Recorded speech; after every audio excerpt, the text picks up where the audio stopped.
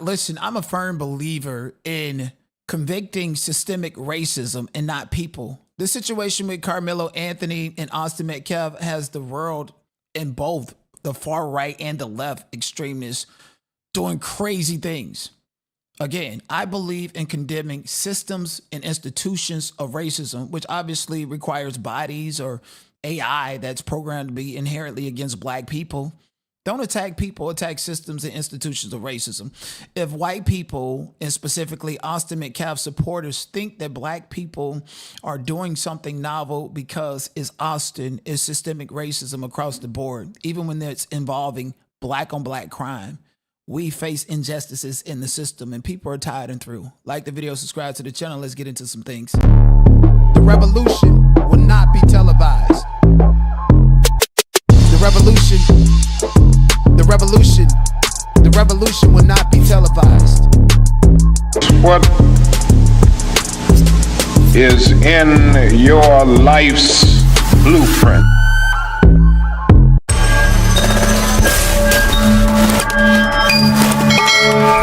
All right. First and foremost, I would like to say thank you to all the people that's watching me on X that's doing the doxing. I mean, if you was a great doxer, you would know I'm not Brazilian. And I think it's very problematic for X, Elon Musk's platform, to release my location when I haven't even posted a picture on X of me in Brazil, and my location specifically says Los Angeles, okay? I am a USA born and raised resident, citizen. I pay taxes there, unlike your president, Donald Trump and Elon Musk. So let's make that very clear, okay? Also, since you guys like to dox, yes, I was arrested for practicing law without a license because the Proud Boys down in Lake Placid, Florida, unalived my sister, and I would do it all over again if I have to. Also, the only conviction that you will see me have is assault on a public official. Yeah, you guessed right. It's because I was representing myself in the court of law, and the DA just had no case, and I was talking smack to them, exercising my First Amendment right, and he bolstered statements saying that I tried to strike him.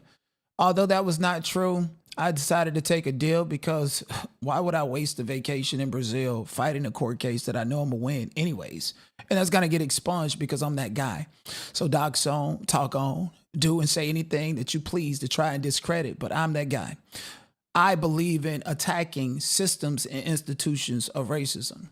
And we're going to show how Jeff MetCalf has more than likely used the GoFundMe money in the name of the Austin MetCalf Scholarship to bribe a lot of witnesses, including, but is not limited to, teammates that happen to be black. And I have questions about who these witnesses were, that these names were redacted. And we will find out. I will go and Candace Owens this entire thing.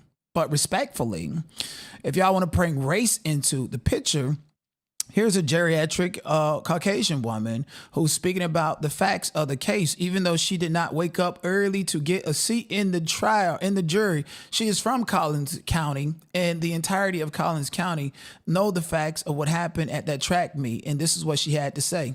Wanted to make sure he got justice. This was ridiculous. Yes. He should he was wrong in what he did in bringing a knife, but he never killed that child. He failed. Yes. He fell on him, and the knife was, he had the knife in his hand. Well, it wasn't a knife. What was it? It was a tool that they tighten up their track cleats with. Oh, is that what it was? Yeah, so he never bought a knife. Yeah. So that came out in the courtroom yesterday that it never was a knife. You don't want to sit down? Richard, can I have my wallet? Yes. So I just want to make it very clear. This lady has not been in the courtroom at all. She is a longtime resident in Collins County, Texas. Everybody on that jury, all the prospective jurors, including but is not limited to the educators who had the ability to go to Frisco ISD to actually see the video. This lady is talking about what was seen and what was told around town as far as what happened to Austin MetCalf. So once again, since you guys want to say it's only black people who's up in arms about an injustice done to Karmelo Anthony, check out what this white woman who happens to be a geriatric and a local in Collins County had to say about the factual allegations. And also, it wasn't a knife; it was a 6-in-1 toolkit that they used to tighten up the To make cleats. sure he got justice. This was ridiculous. Yes. He shouldn't. He was wrong in what he did in bringing a knife, but he never killed that child. He failed. Yes. He fell on him, and the knife was. He had the knife in his hand. Well, it wasn't a knife. What was it? It was a tool that they tighten up their track cleats with. Oh, is that what it was? Yeah, so he never bought a knife. Yeah. So that came out in the courtroom yesterday. That It never was a knife. You don't want to sit down? Richard, can I have my water? yes. Hand me the cup. Yeah, because I don't want you to fall. Well, I'm not going to fall. I'm standing. I'm not going to fall. I'm not moving. I've got my legs long. You say my legs still. I like the fact that she's older. She's not scared, intimidated by all the black people around her. She's actually telling the factual truth that the defense struggled to get into court. This is the same thing that Charleston White said a year ago. You think she's listening to Charleston White and is convinced by him? No, everyone in Collin counties knows exactly what happened at Memorial Track Meet. Okay. And this is why Hunter changed his jersey number to 0. He's not a hero. He's a 0. He started it. And if he did not start it, his brother would still be alive. This woman, a local in Collins County who knows the facts, and they've been gossiping about this for a whole year, told you guys he didn't stab him. He fell on him. He fell on it simply because they was trying to overpower and bully him. Hunter grabbed the backpack. Austin grabbed the backpack. That's what he had in his backpack. It's not a knife. It's a toolkit to where they use to tighten up cleats and other things. So I actually hate that Karmelo did not testify in his own defense. And I think that that was his defense team's doing in convincing him and his parents that it's okay not to testify. We got this. So that now, once the appeal happens, there's no way for Karmelo to tell his side of the story because he should have done it in the trial court. Like the video, subscribe to the channel. But without further ado, this is a public issue.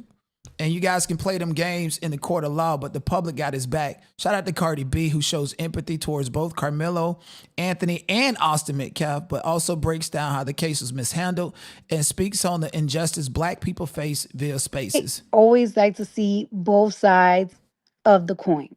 And on top of that, I am a mother. I am a parent. I do understand the pain that Austin parents are feeling because they lost a child. And I also feel the pain of Anthony's parents because they also lost a child to the system. Maybe not forever, but it's a boy that was not raised in the trenches, that is not a street boy, that showed a lot of emotion right after the incident. He showed a lot of emotions in the incident. And after he got sentenced, he also showed a lot of emotions, which, if you guys look at a lot of cases, a lot of people don't do that. It is a very unfortunate situation. And I'm not into the because a race thing. It's not a race thing. What's wrong is wrong. It was right is right. However, in this situation, it really is a race thing. I am pretty sure, especially in Texas. This happens a lot in Texas. If Anthony was white and he was surrounded by a whole bunch of black football players and 2 twins, the case would have went extremely different. What I would tell my sons, son, don't let nobody punk you.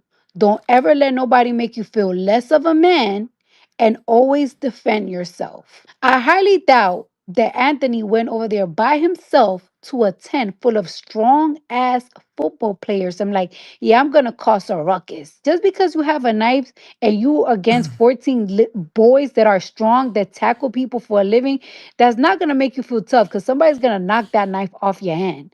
If Austin and his team felt a certain type of way that he went to the 10, he should have went to his coach. What do they tell us in school? If you have an issue with somebody, go to a teacher, go to an adult. If Austin had an issue with Anthony being in the tent, he should have went to the coach and told the coach, take him out of the tent.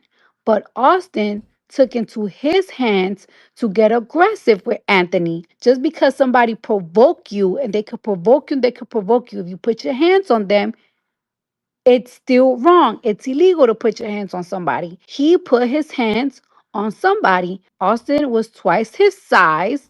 And not only that, but I also heard he knows how to fight jujitsu. He was surrounded. He was protecting himself. Is it wrong to lose your life over something so petty? Absolutely is wrong. Like I said, it's a lose situation on both. I'm not the type of person that likes to make things about race this, but come on now. It would have been so different if it was a white boy that went to a black football player's tent. I feel like I went to court, right? The jurors took 2 hours to deliver the verdict, and it was about album cover. They took them 2 hours to deliver a verdict. It took this case 3 hours to deliver someone's life. They had the option of giving him manslaughter because clearly this wasn't planned to be murder. They just probably feel like, you know what, we hungry, we tired, I ain't trying to come back tomorrow. Pressure. Here's what it is.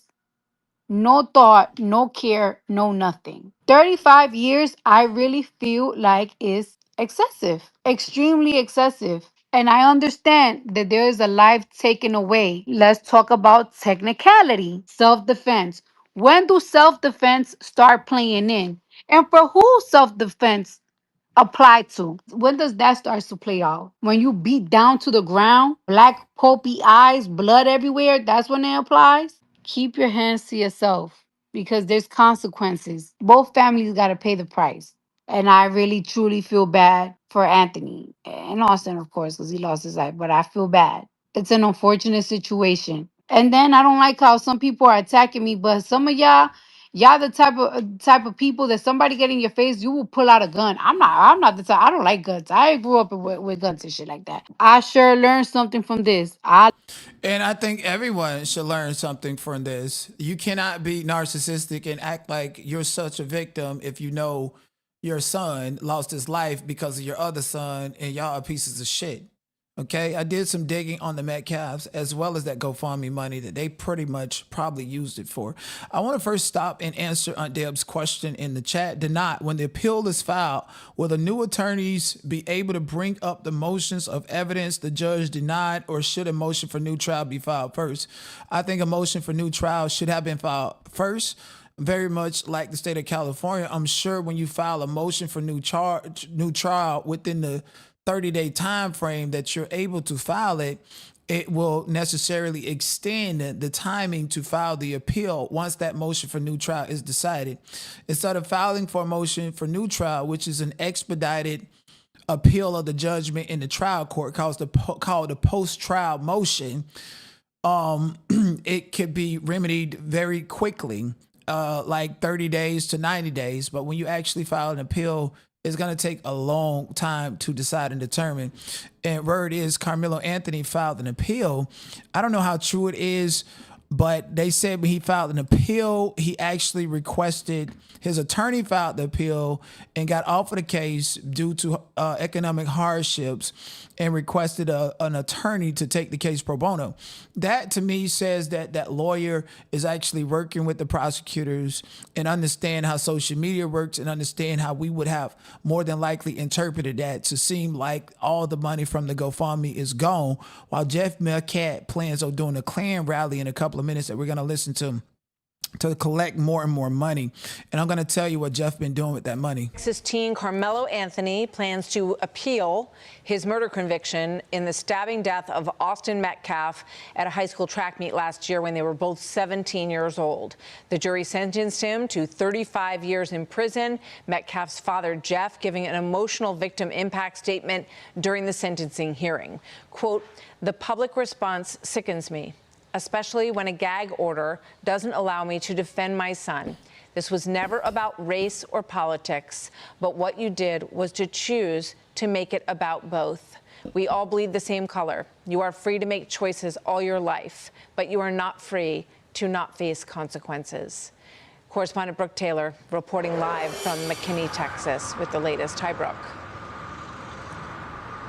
Hi, Martha. We just got word that Anthony's legal team has filed that notice of appeal, but just seconds ago, we wrapped up an interview with the district attorney and the lead prosecutor on the case. I could tell you they are extremely confident with the verdict here. There was no cameras in the courtroom, so it's our first time really hearing from them. Take a listen to what they told me their reaction was. Just relief. Relief that 12 members of our community, the jurors, saw it the same way we did, that this was murder, plain and simple, and then they saw punishment like we saw it, that he needed a lengthy prison sentence. I was relieved.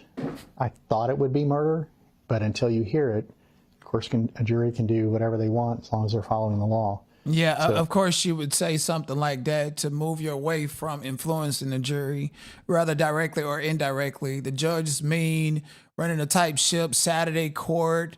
We're going to hurry up and bring this back and do this.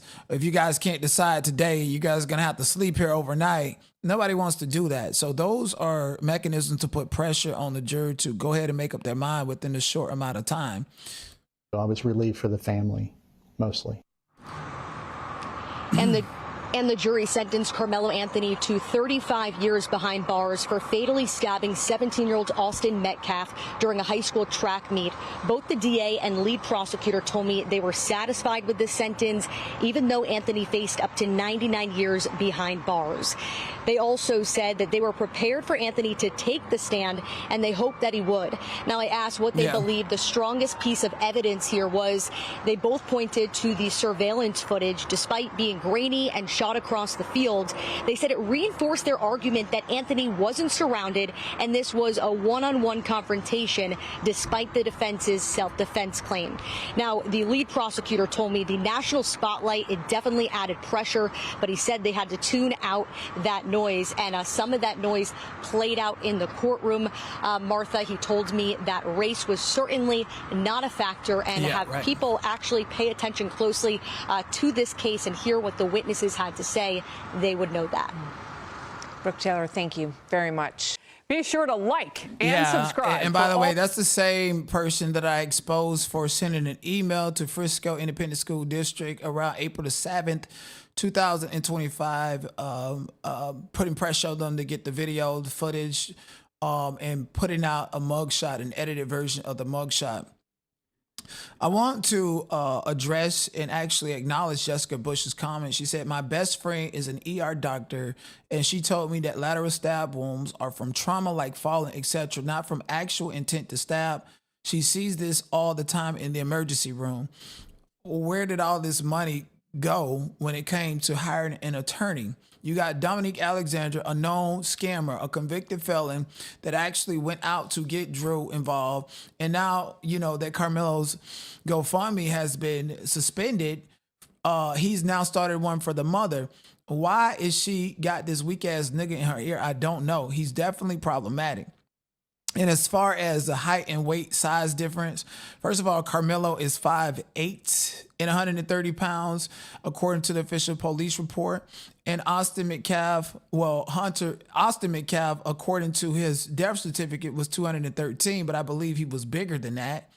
And he was also 6'1", not 6 feet. That is a big, big difference. There's a reason there are weight classes. You can be the baddest of the baddest, but you take a Floyd Mayweather short ass to fight somebody that's like 6'4", more than likely he's probably going to lose that fight, even though he's considered the greatest boxer in his weight class, right? So this is a big difference, a big size difference. And again, you have geriatrics, and I don't mean that offensively. You'd have older people in Collins County who knows the facts and circumstances of this case. And I'm pretty sure people that were sitting on the trial of fact knew enough about this case and about the truth. And they allowed the family's white tears to run into the court and how they felt to basically, you know, pull on heartstrings and convince them to go ahead and sentence this boy for a very, very long time. This is the height difference, okay? Karmelo Anthony has been transferred to PAC unit in Novasto. I hope I'm saying it right. Novastota by the Texas Department of Corrections and Criminal Corrections. That's what he's been sent to. Here's his prison shot. Okay, the thing about that prison is it is a medium facility prison that has a geriatric community. And the biggest labor there is cattle farming and Buffalo Ranch and so forth. So while Austin MetCalf is rotting in the grave, I'm pretty sure that the Metcalfs feel some type of way about the fact that Karmelo is not able to actually go and get buff, get big, put some size on him, and surround it around older inmates at a medium facility opposed to the dangerous ones at these goddamn ranches and plantations. And this is according to JD Mills, who's been covering this case thoroughly. He said the Collin County District Attorney's Office has confirmed that this photo shows a knife that is identical to the one Karmelo Anthony used in the Austin MetCalf unalivement. It's a 6-in-1 multi-tool knife that's 5 inches, 5 times 9 times 0.75. And if you play sports, these are the two kit knives that first, if you undo it, it got like a toenail clip or a file, a bottle opener, and 6-in-1 multi-purpose knife that Karmelo should have testified that the reason he had it is because it was too tight in his cleats. Because you're going to need that. Like, you can screw the cleats in as much as you want, but you need to tighten them with something. And this tool is oftentimes used to do that. And though anything can be used as a dangerous weapon, this is not a dangerous weapon on his face. You can use a hammer. You can use an extension cord. You can use a fucking canned soda. You can go to the concession stand, buy a soda, rip it open, and that can be a deadly weapon to slice and dice somebody. You know, desperate times mean desperate measures. And if a big ass bitch is on top of me trying to pound me and trying to like do some crazy shit to me, then I too would take offense to that. Let's go ahead and listen to what Jeff McCalf is saying thus far. Let's see. Give me 1 second. Have they started it? No, they have not started it yet, but we're definitely going to be watching and paying attention to Jeff as he sit up here, and his whole purpose is to try to collect some more money. All that money he done probably paid these students to bribe. And by the way, we should definitely go ahead and get into the evidence and receipts that I pulled on him when it comes down to potentially bribing people in order to push this narrative in favor of his son. But first, let's get to the jury pool. They said, hello, everybody. Okay. Welcome to Jinx Sip episode 53. This is our special exclusive with Sarah Fields. And we just want to give you guys a heads up on what's going to be going on. We're going to be having this wonderful one-on-one interview, and with her or Jeff McCalf. No one request to speak unless you have had it pre-approved with Sarah. If you do request to speak, there's a good chance that your request is going to be declined. Where is Jeff? Just keep that in your mind. We do have someone moderating the Rumble chat.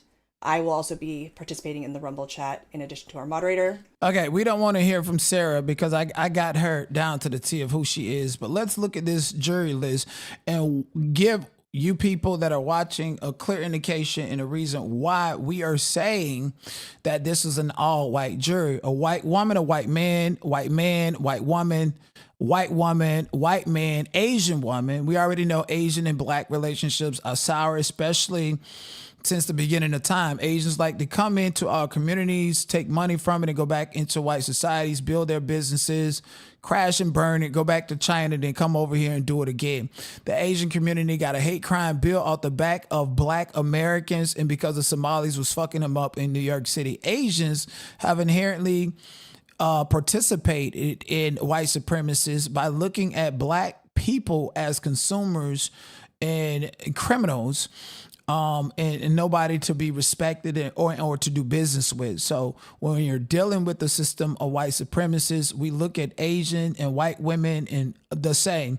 White or Hispanic male, same thing. Same thing with the Hispanics coming over here, disenfranchising, want to be us, want to replace us, out there screaming and hollering. How many Hispanic content creators have you guys heard specifically say that if black people get reparations, they're going to protest it because they feel like they too should have it, even though they came over here voluntarily by a large influx thanks to Biden and Obama. Hispanic or Indian man, we already know the Indians, disenfranchised the Black Panthers up in San Francisco, and San Francisco and the Bay Area should have been Black Wall Street for Black people all the way back in the 60s. But at that particular time, there was Indians sent over to disenfranchise us, to steal our IP address, to steal our intellectual property. And basically the whole big tech boom, Black people created that. And the Indians and Asians were sent to Silicon Valley to disenfranchise Black people, to spy on us, disenfranchise the Black Panthers Party, and to take our intellectual property. And it's other Black people that was involved in that disenfranchisement, such as Willie Brown, who fucked on Kamala Harris' mother and her. And so we don't trust niggas that get up on the stage and say shit on behalf of Austin Metcalf. Ain't nobody hoodwinked and dumbfounded by none of that shit but y'all slow ass bitches over there in Collins County. Okay? And I'm not saying white people are dumb. Let's not say that, because that would be considered racist, right? Anyways, Karmelo Anthony's girlfriend actually came out. Now, this is the girlfriend that he had at the time in which he was friends with Eddie Parra. His connection and his love interest in her opened up a new demographic of people and places.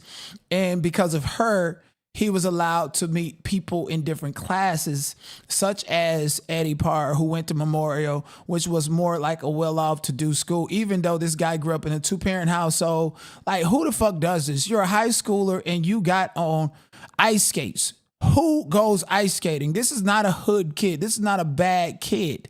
You understand what I'm saying? She's beautiful. He got the girl. He got the looks. He's a high school jock. Of course, Eddie was jealous of him and would easily sell him out, because he's always been jealous of him, just like a lot of them. A lot of them brothers who didn't have the same athleticism as Karmelo would easily sell him out. They did face masks together. This was like a really loving relationship. And I don't see this guy going off stabbing nobody for no fucking reason. I don't see it. And then he's from a two-parent household. So they're demonizing us as Black people across the board. They don't give a fuck about none of that.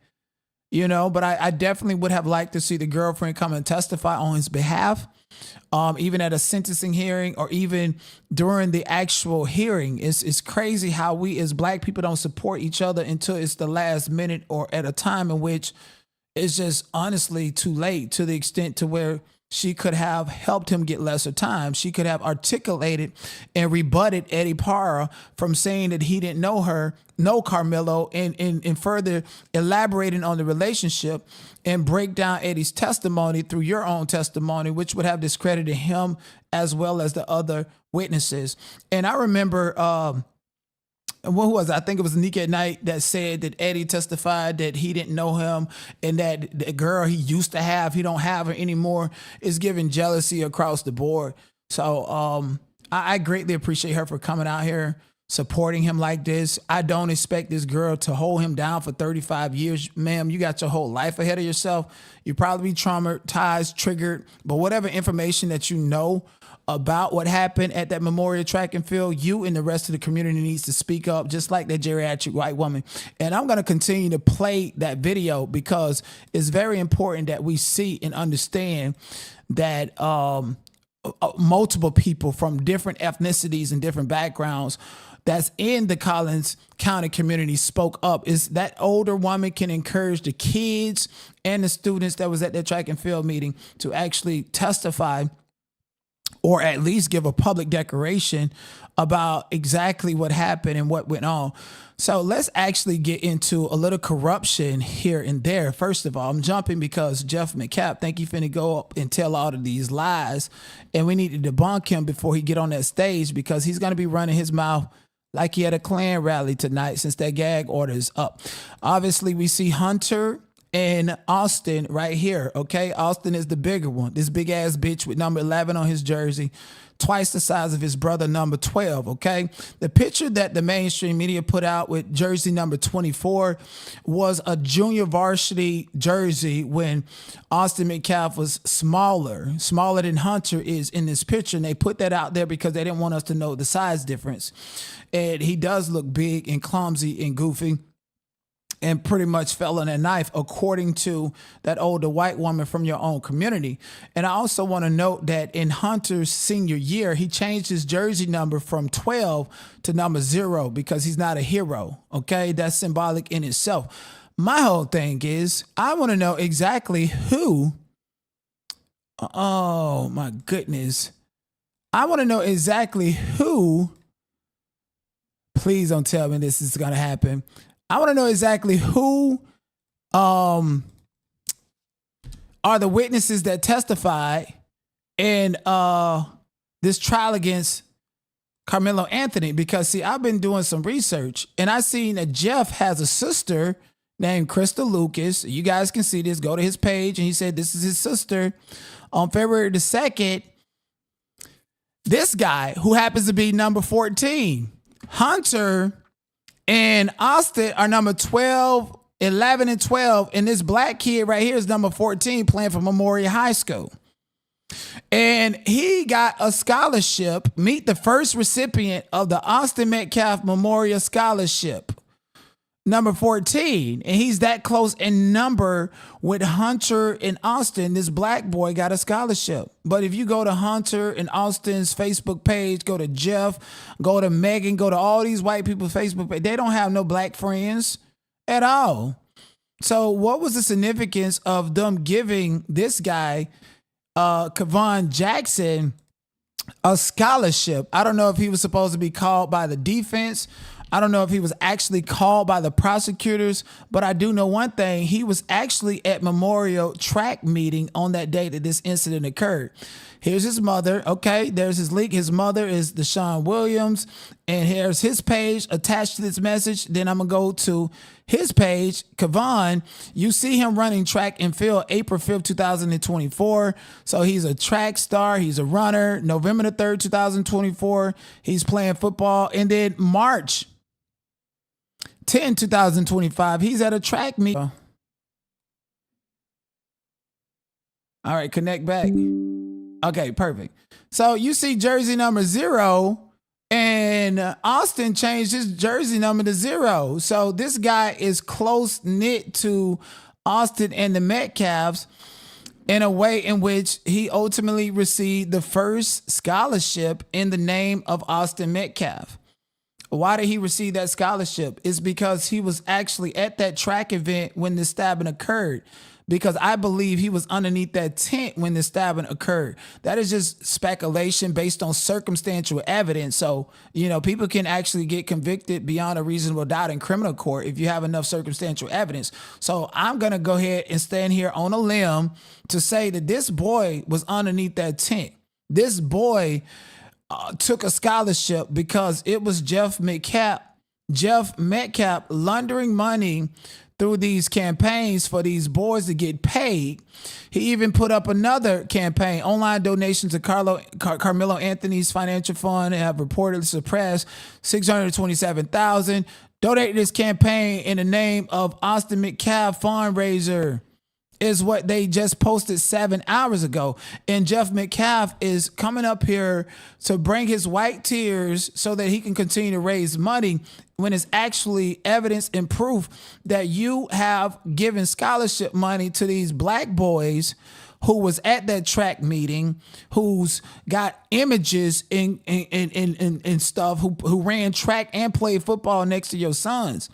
So the fact that you gave him the first scholarship, Kevon Jackson, tells me that you very much well could have easily bribed the other kids, and you did it through this scholarship program for Austin in the name of Austin MetCalf. Now, I don't know if this I don't know if it's a registered agent, like a 501c. He got to file taxes and document every dime that goes each and everywhere.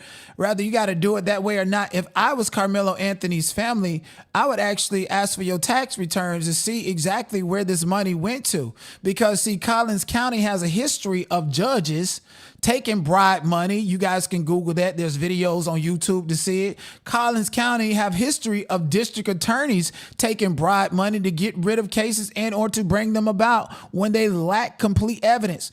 So if Jeff MetCalf is using this money to get boys, black boys, scholarships when you don't have no personal connection with them, when you don't know them, when your son and them only know them through football, but won't never invite them over to dinner because they think they're better than them, and y'all done use these black boys to testify against Karmelo Anthony. This is why. This is why Jeff McCalf was in the courthouse leading the witnesses and able to tell Eddie Parra, no, don't say that, or do say this or that, because you're paying these people off to throw another brother under the bus. Okay. Now, Jeff McCalf also has a deep, deep history with not only racism, but he's well connected. So when I went to his sister page, I seen that his sister's husband actually works for the government over in Wichita. I also went to his page and I see this picture right here. I don't know who this man is right here with these blue Daisy Dukes on, with this big ass bare belly that he got. But I do know that his brother-in-law, married to his sister, is photographed with the same man on December the 2nd, 2011. This is the same man. The dark-haired guy is Jeff McCalf's brother-in-law, married to his sister who has an autistic child. And here he is in 2025. So he has deep connections with this man right here. I don't know exactly who he is, but I'm going to Candace Owens this shit and figure out who this man is, his connection to Jeff, and why he's been in the family all in the mix for a very long time, okay? And Jeff McCalf's brother-in-law, Scott, lives in a complete different part of Texas, but at the end of the day, they all hang out together. I need to figure out who this fire crotch is right here. This big bear fire crotch, whoever the fuck he is. And speaking of MetCalfs, the history of the MetCalfs is known to be like a ranching family. MetCalf, they started a company called MetCalf Gap. MetCalf Gap was near the junction of U.S. Highway 180 and State 16 in Palo Pinto County, which is a completely different county, and they're spreading across the state of Texas. The MetCalfs are. The community was named for J.J. Metcalf, who with his son William established ranch headquarters in the vicinity in 1856. The path that leads through the Scenic Hills west of town still carries the Metcalf name. The Metcalf was also an early day surveyor, surveying the township Golconda, I think that's what it says, the new county seat, the laying off the first roads from the county seat towards Fort Belknap. Where MetCalf Gap was established, it was the outpost of settlements in the area. The community continued to serve ranchers in this stock raising area. In 1940, MetCalf Gap consisted of a store, a school, and a population of 40. Okay, so they wanted to be, y'all know the dude Pullman up there in Chicago that had the railroad carts and started his own town. This is what the Metcalfs wanted to do. And then in the 1950s, MetCalf Gap had one business and a population of 40. Its population continued to be reported at that minimum into the mid-1960s, after which no further statistics were available, simply because the Metcalfs, and this is my personal belief, you guys know the KKK went into hiding and started getting smarter about hiding their identities and hiding their records in the 1960s. Okay, you can go as far back the 1960s down the way, even in Mississippi, they was tricking black people, unaliving them, to try to bring out Martin Luther King Jr. so that the KKK can unalive them. So according to my research, and I'm still doing more research, so don't quote me, but the Metcalfs are a family of KKK ranchers. That's what I'm told. In addition to that, I also found another Metcalf by the name of Joe Metcalf, who committed a hate crime in violation of the Matthew Shepard and James Byrd Jr. Hate Crimes Prevention Act of 2009, 18 U.S. Section Code 249A1. The act, the district court sentenced Metcalf to the statutory maximum sentence of 120 months, 10 years imprisonment. Metcalf appealed, arguing that the act is unconstitutional because Congress lacked authority to enact it under the 13th Amendment. Metcalf also argued that the district court erred in denying his request for a proposed jury instruction on character evidence and that the evidence was insufficient to support his conviction. We affirm. So this guy, Joe Metcalf, I found and traced him all the way back to the Metcalfs from the 1950s in Texas. Okay, so he is a Metcalf, and this is Metcalfs expanding their reach throughout the South and throughout the Northeast. And according to my research, Metcalf Gap was an establishment belonging to the KKK where they wanted to start their own cities and towns to continue to promote segregation. That is what I found out about the Metcalfs. And coming up in 2026, Jeff Metcalf, according to what I'm seeing and the way this is going, especially after the Supreme Court decimated the Voters' Right Act, the Metcalfs want to segregate Memorial High School in that particular area and district away from black people. So them putting black witnesses on the stand and giving out scholarships to black students, this is just ways to hide their racism, okay? Like the video, subscribe to the channel. Let me know if you guys completely understand what I'm saying, because this rabbit hole goes deep and we are definitely going to get to it. Jeff is speaking. He didn't even want Let's to hear join his National lies. Honor Society, even though he had a 4.0, even though he was extremely smart. I told him it looks good on your college scholarship application. All he thought about was football. But when he got between those white lines, even I wouldn't want to go up against him. He turned into controlled rage and chaos. He was a disruptor on defense. He led that team by example. Friday Night Lights. He daydreaming. Long story short, Friday Night Lights was about Midland, Odessa, Permian. I'm from Louisville. We played Permian every year in the playoffs, semifinals. They beat us every time. Because you suck. Yes, I'm still upset. You and your son suck. Because now they got movies and shows made about them, but... And you want a movie and show made about Austin. Football was a way for Austin to take out some of his frustrations, and he'd work in the weight room, and he'd go do drills by himself and run heels, and he really perfected his craft.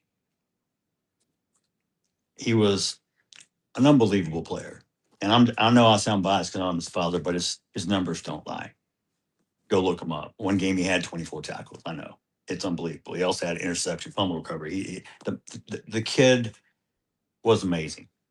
And I know there's only a 1% chance of you ever actually making it to the NFL, but deep in my heart, I really thought that kid had a chance. No, he didn't. I know for sure. Many colleges were already interested in him. Prove it. D1. Prove for the it. linebackers. And stop lying.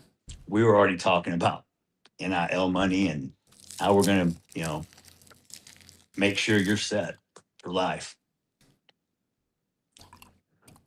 I had no idea his life was going to be so short. I'll never understand why. But you're supposed to trust God, and I do. I don't understand his plan, but I have to lean into him for understanding. And to be honest, I will not understand until I sit beside Austin and ask God, why did you have to take him so soon? Because I can't come up with the answer. No parent should ever have to bury their child. It happened every day in the black community. Procession. And it's probably the worst pain you'll ever feel. I mean, even if you lost your parent, your spouse, because when I went to my grief group, that's pretty much everyone lost their spouse or something. And I'm the only one who lost a child. And it's very, very different. And I'm not minimizing a loss of other people. I'm saying it's a different type of loss that I pray to God no parent ever has to feel or experience. It will crush you. It will break you. And you will never be the same again. But I said the same thing to myself when I had cancer. Hey, man. Yeah, I've got, side effects, but I'm still alive. I'm going off camera for a little bit. I'm sorry. You learn to live what your new normal is. Well, I'm a piece of clay that God is molding into whatever I'm supposed to be molded into because I have no idea. I trust him. I'll follow it. And we'll see where it takes me. But at the end of the day, man, the man upstairs, he already knows where I'm going. To hell. I wish he'd give me a little bit more signs sometimes of where I am going because sometimes I feel lost. But that's when I lean into him even more because he will guide my path. Without God, I wouldn't be sitting here today. Without God, I wouldn't have been able to forgive. A lot of people ask me this question: how could you forgive so fast? I said, because that's what God has taught me. I lost my son. So did God. So me and him are standing toe to toe. Do you know how I feel? I know how you feel.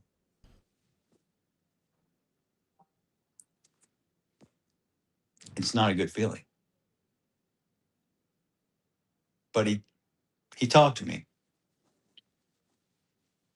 And he knows my faith is strong. And that is the only reason I was able to survive since April 2nd. I'm a vessel. God will work through me. God works in mysterious ways. God puts people in your life for a reason, for a season, for a day, for a month, for a year, maybe forever. Be thankful. Be humble. Appreciate the small things. Those are the things that really matter. Doesn't matter how big your house is. Would you rather spend time with your kids? Maybe like take them hunting or fishing? Rather than have them, or would you put them in front of the TV and give them an Xbox and say, here, take care of yourself for the next 3 hours? One of the things about being a dad for me was the biggest blessing in my life. At age 40, I thought God was not going to produce me any children, so I was okay. I had to make peace with that. And then the next thing I know, boom, we're having twins. I'll never forget that day sitting there looking at the sonogram, and the doctor said, oh, there's two. And I went, two what? Is it okay? He's like, no, you're having two. You're having twins. And I was like, wow, okay. And the world stopped, and then it started spinning, and I'm sitting in the chair, and all I can think of is 2 cars, 2 colleges, 2 everything. And I don't know how I'm supposed to budget for this because it's not like I can return one. So Megan was a hoe. people ask, Married how'd you 3 do it? times. Them ain't even your children. I don't know. They didn't come with instructions. You never know how strong you are until you have to be. I would not believe that I am this strong if you're going to tell me that I could survive the death of my son.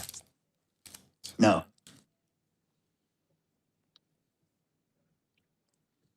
You look high. I will tell you I couldn't.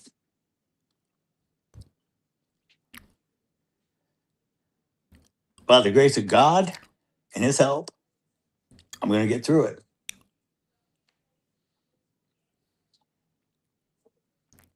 What I've had to endure since that day has really, really deeply affected the way I feel about society, the moral decay, the subcultures, that create environments that are not good for our children. The things we promote, the music we listen to, the games we let them play. Are we really being the best parents we can be? What is it? What is being a parent? What, you're a financial provider? I pay the bills, I give them a roof, I give them food? No, bro. Anybody can do that. Anybody can be a dad. You want to be a father? That's a person who shows up. That's a person who's present. That's a person who participates. You show love. You still show discipline, but you show respect. You teach them humility. You teach them about God. I believe in my heart, everything starts at home with your parents and how you're raised.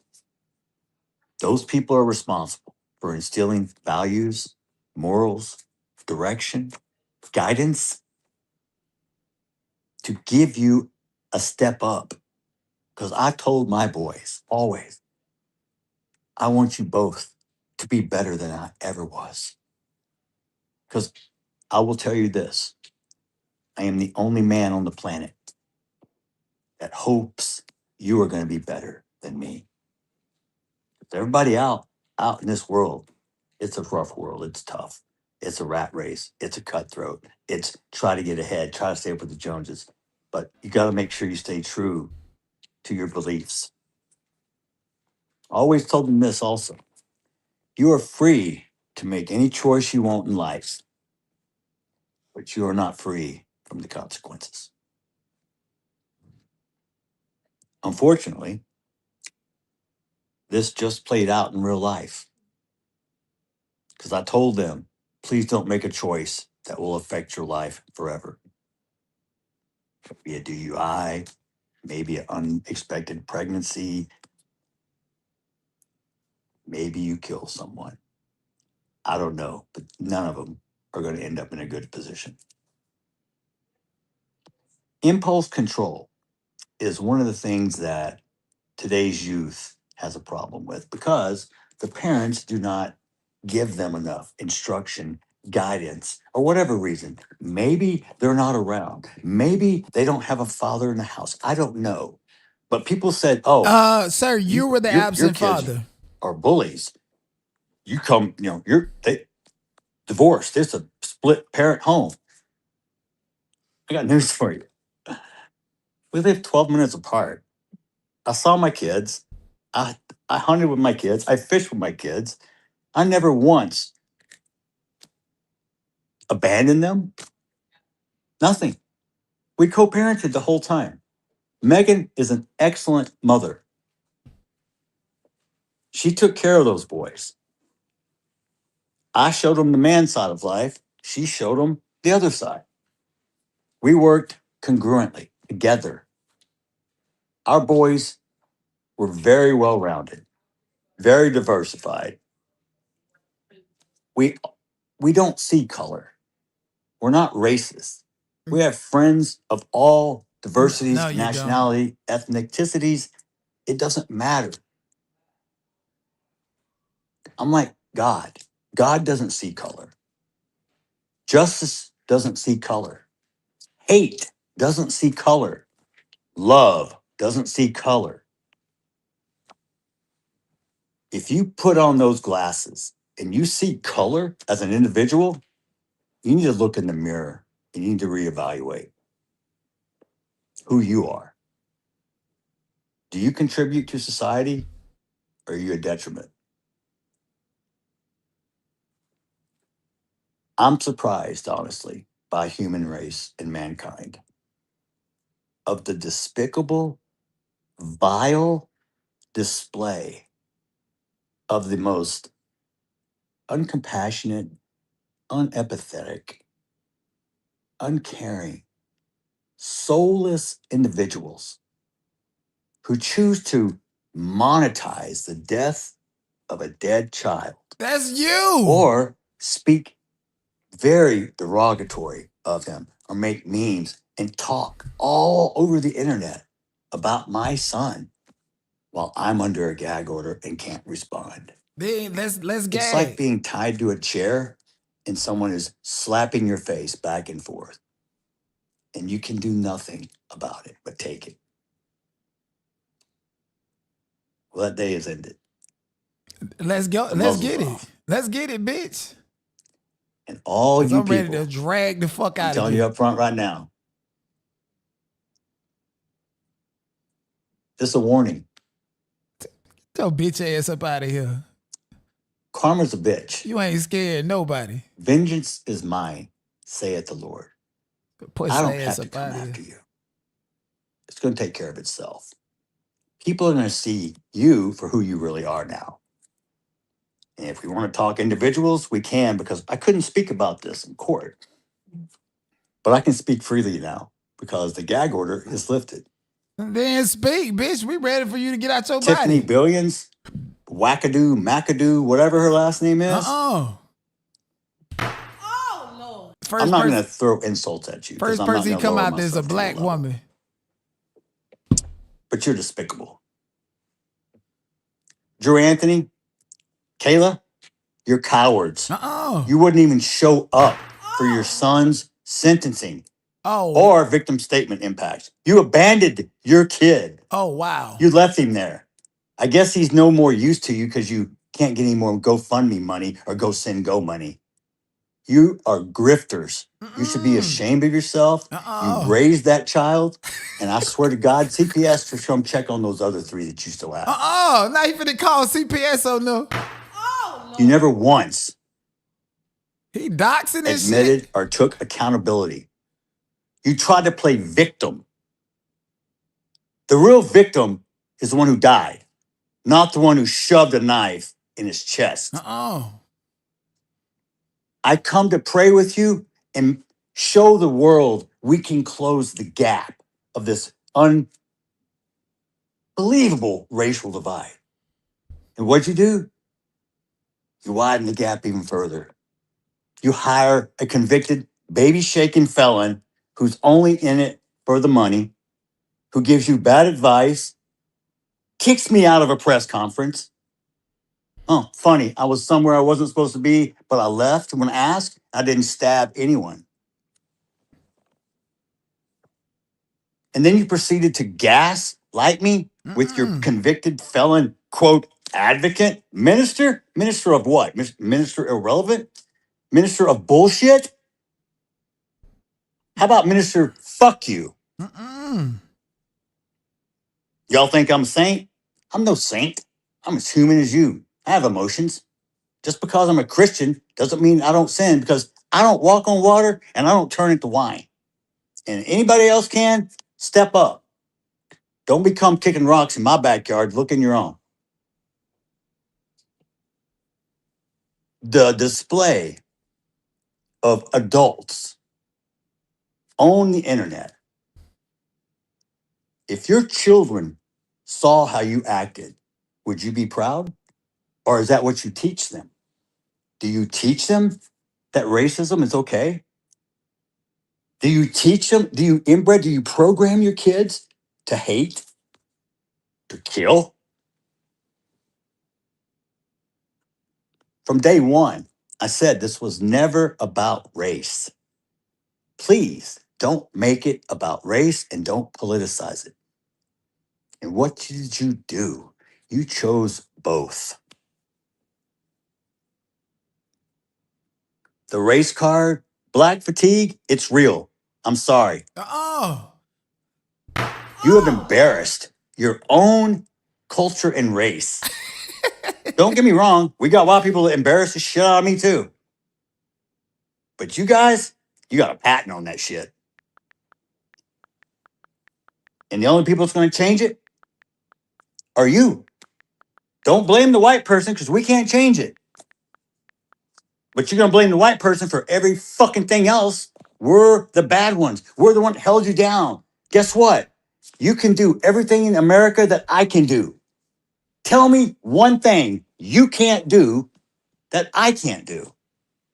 We all have equal rights. What's it say? All men are created equal.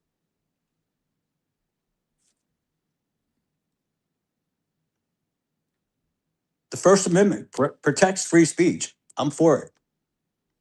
Free speech doesn't guarantee you safety. Perfect example, Charlie Kirk, a man who I admired, looked up to. You know why? Because he could But that was fight a with white man that words shot the shit out of him, though. and logic. He didn't need fists, They ain't got guns, shit or to do with black knives. people. No. He sat down and talked with you. How do you solve any situation when there's a problem? Communication. Charlie was an expert. That's one person I admit I would not want to debate. He was a walking chat GPT. But he held strong on his faith. He never wavered. His convictions were solid. He was a good man. Taken too soon also. Some people called him racist. Some people call me racist. Does it make me racist? Y'all ping up the room. No. I am. My grandfather I'm once trying told to me, get Pepe over here. what other people think of you, son, is none of your business. I didn't quite understand it then. He said he gonna call the CPS But I understand it now. on Carmelo Anthony mom and everything. The only person that judges me is God. And God sees all.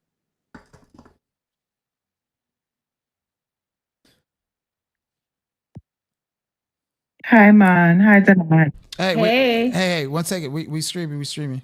What's up though?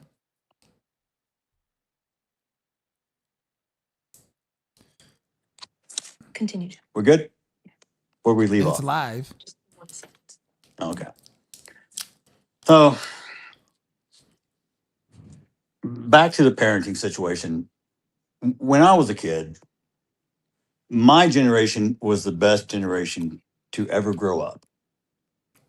We were the last generation that didn't have social media. We didn't have cell phones. And we didn't have internet. We actually had to talk to people, conversate. We actually wanted to go outside, not stay inside and play games. Our internet, that was this thing called a Britica encyclopedia set that you had that you did your homework out of. Or you could go down to the library and use the Dewey Decimal System to look up a book. None of you kids know that. You kids can't even read cursive nowadays, so they don't teach it. They took God out of school. Look what happened. Do you think it's a coincidence that society started to decay even faster when we start removing things that are actually good foundations? God, family, friends, job. That's my pecking order. May not be for everybody's, but it's mine, and I own it. Now, some people will ask you, do you know Jeff Metcalf? Yeah. What do you think about him? He's an asshole. Or he's the greatest guy. He'll give you the shirt off his back. Nigga, shut up. And that's why he's scratching So, his head when you say that bullshit. They both can be right. Because I give what you get. Or what you give, or to me, I'll give you back. So, am I racist? Yeah. I'm racist against assholes. I don't like it. Oh, Lord. I could care less about the color of your skin. We all bleed the same color.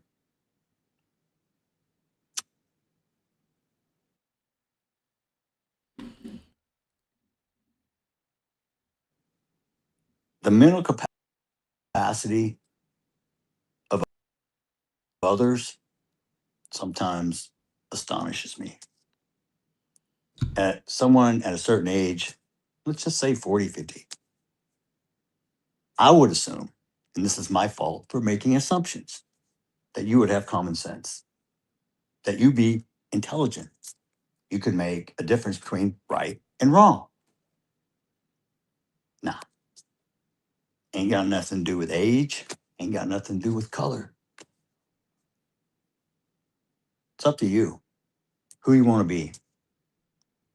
You chart your course. Guess what? It's not going to go the way you think. Promise.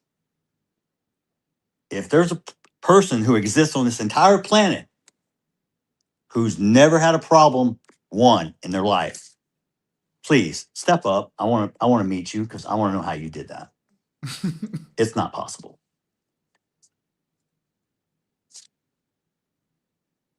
Life is not easy. God doesn't say that. God says there's going to be trials and tribulations. God says there's going to be people out there who will deceive you. People out there, I mean, if we want to go back Old Testament, eye for an eye, Sodom and Gomorrah, turn to stone, man lays with a man, you die. I mean, this is all your personal choices. It's none of my business. I stay in my lane. Just don't come in my lane with your bullshit. I respect everyone until they disrespect me. I've been disrespected by so many people, so many times while I've had to sit here and take it.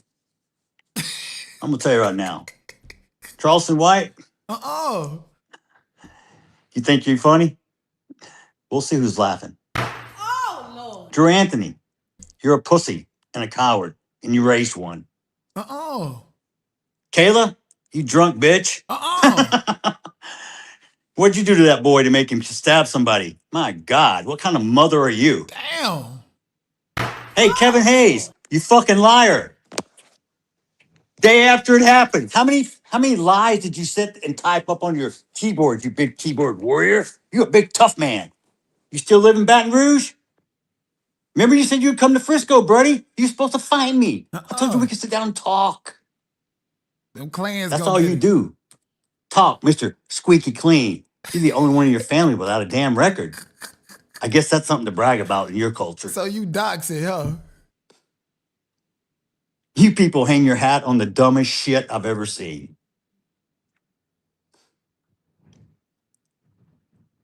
Let me make one up. Y'all can let me make something racist up so y'all can go viral. I got a new name for Mello, okay? Because he was such this little boy y'all were trying to portray. How about Watermelon Felon? How's that one strike you? Oh, Lord. I hope This is not gonna he pan well enjoyed for his you. first night in that cell last night.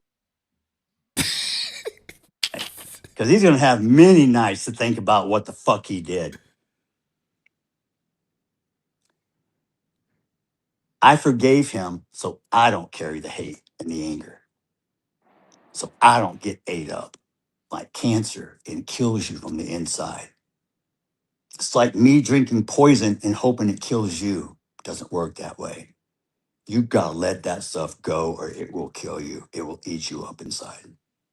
So when people ask me, how can you forgive him? If I didn't, I would have wound up killing him and going to prison myself. That's how stupid people, when you get irrational, because you can't make a good decision if you're emotional. Emotion and intellect do not mix. If you're emotional, you can't come up with a logical solution. That's true. Doesn't work. You have to be level-headed. You have to be clear of mind.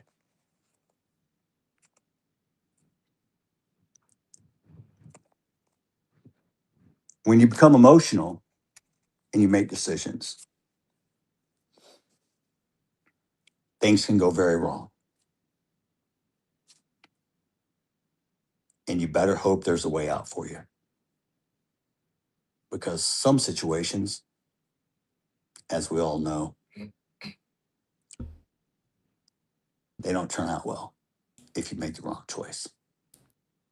Or you could just be in the wrong place at the wrong time, in front of the wrong person. And I'm not just talking about Austin. Just go look, just visit Chicago for a weekend. How many shootings do they have? And they have gun laws. Woohoo! How's that working out for you guys? If you told me after 9/11 that New York would have a Muslim mayor in a sanctuary city, I would tell you you're crazy because we were all motherfucker gung ho, racist. USA, all the way, patriotic, love my country. And now look where we're at.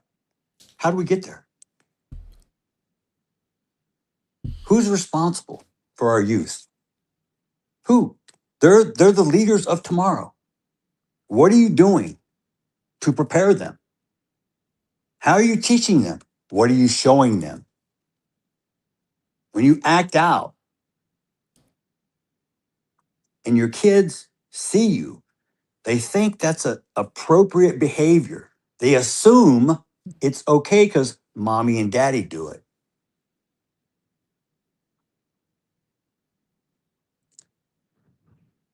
All you people out there, all your little bots, all your little phone calls, all your death threats, and that who's that big fag dude from Arizona? Lady Gaga, gag on something. I don't know his name.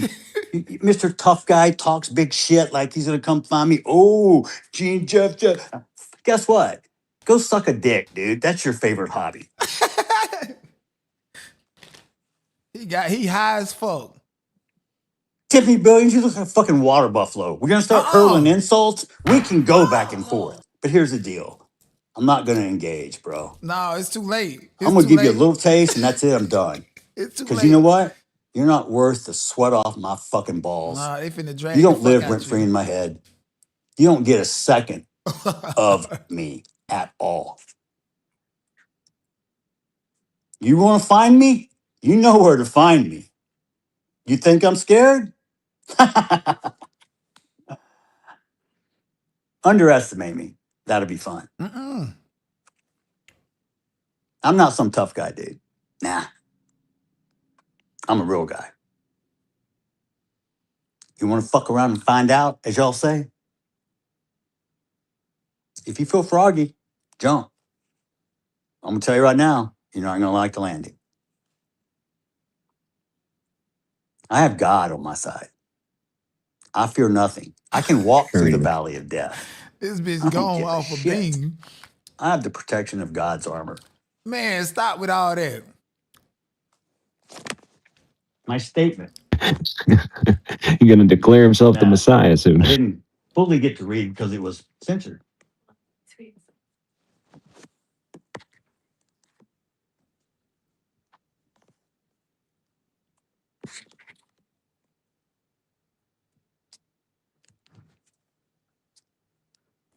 One second. Wait, was that a nigga with him talking his shit?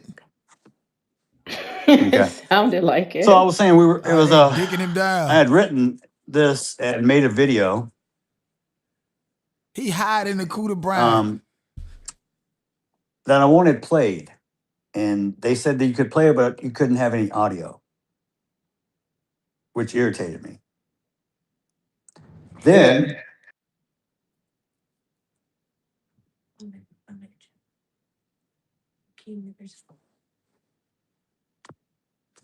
Hey, Jinx. Oh yeah, you going viral, bro. They probably telling to shut up Can on you his bring phone. up the video? And okay. these are my boys. These are my life. This is my why. We all have a why. Why do we do things? Why do we get up? Why do we work? My boys were my world. Just like they were to Megan and just like he was to his twin brother. I'm not a twin. I can't understand the bond. I've heard about it. I've read about it. I've seen it. But I can't say I know how it feels. Just like most people can't say I know how it feels to lose a child. Now, it's a smaller club to be in, and the dues are extremely high. I didn't ask for membership. It was served. My boys, I loved watching them play everything. Basketball, soccer, baseball, football, jiu-jitsu. Oh yeah, let's talk about that. Jiu-jitsu. Yeah. So My it's boys true. are trained MMA jiu-jitsu fighters. My boys were 8 and 9 when they started with jiu-jitsu with me. The sling that Just trained. supposedly, quote, I was in at the news conference, well, I had just had my shoulder replaced totally because the year before I had torn my rotator cuff and I didn't want to get it fixed right away because I could still live with it. It got to the point where it kept popping out, so I had surgery and I had to replace. All of a sudden, the injury was from 5 years earlier, and I know when I injured it, I was training we were just rolling, me and Austin, Hunter, we were just going drilling, He basically doing lied. drills. He And lied. I put myself in a bunk position, and when I tried to move, I knew it hurt my shoulder. That was that. No one broke my shoulder. No one fought me. Once again, your narratives, where do y'all come up with this crap? You sit at home and like think and have no job and take your EBT card to Walmart? I don't understand this shit. Why in the Damn. world do you come up with crap about a dead kid and you want to attack me and his brother and his mom? What kind of person are you? This is what scares me about the future. Because yeah, I'm already past here. I'm on the downside. I know that. I've already lived more than where I'm going to live next. I've lived a good life, I think. I've lived a blessed life because many times and many opportunities, I could have had the opportunity to go down the wrong path. By the grace of God, somehow he would interject someone into my life or change my job, which I didn't think I should, but he did. So things would happen. And I can look back now at my life and go, look, man, here are the tack points of where God interjected and either saved you or moved you to go the right direction. But when you're going through it, you can't see it. It's like being in the middle of a storm, blowing, rain, it's all crazy. But once you get through the storm, everything breaks and it clears up and you can see. That's kind of like what life is. It really is. Because when I was 18, which is same age as my son now, Hunter, I was 18, 10 foot tall and bulletproof. I knew everything and my parents were dipshits. I was so amazed by the age 26 about how smart they had become. Yeah. And God's repaying me right now for the shit I did to my parents through my son. I'm getting it shoved right back into my face now. And it's the hardest thing in the world now as a parent to want to try to help and fix. And they're at that age where they're starting to fly out of the nest. And you don't want them to go because you still want to protect them from the world. But that's not the natural progression of life. I'm losing 2 sons. One I can go visit locally.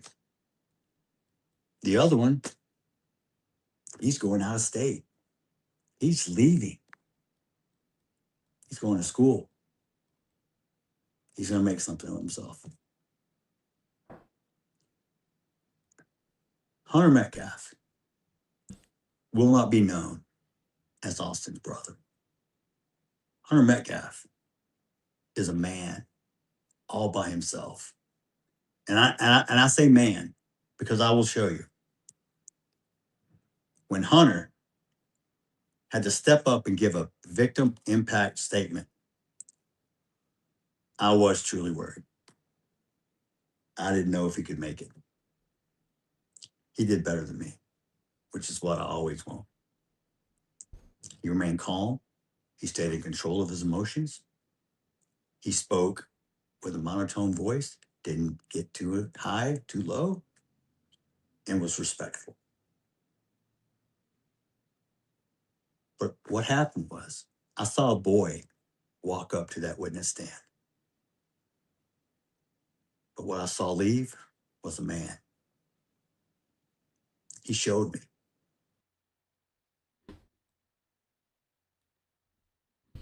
Dad, you taught me. I know how to do this. I know how to speak.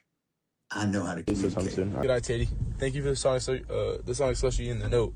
Really, really, really appreciated that. And you're the GOAT. Love you. Good night, Teddy Bug. Good night. Good night, Teddy Bug. Good night, Teddy. Love you. Miss you too. Damn, go to bed. Love you. Good night. Good night. I love you so much.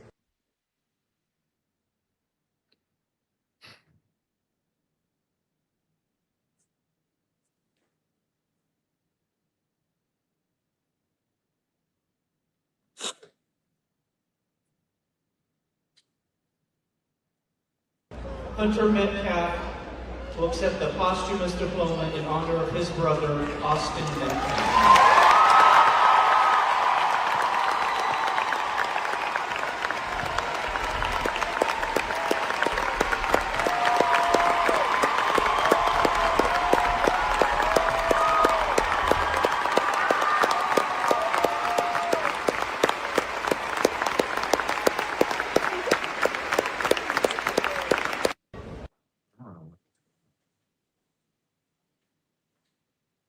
Graduation was a special. Get one best friend in your life, and mine's is dead.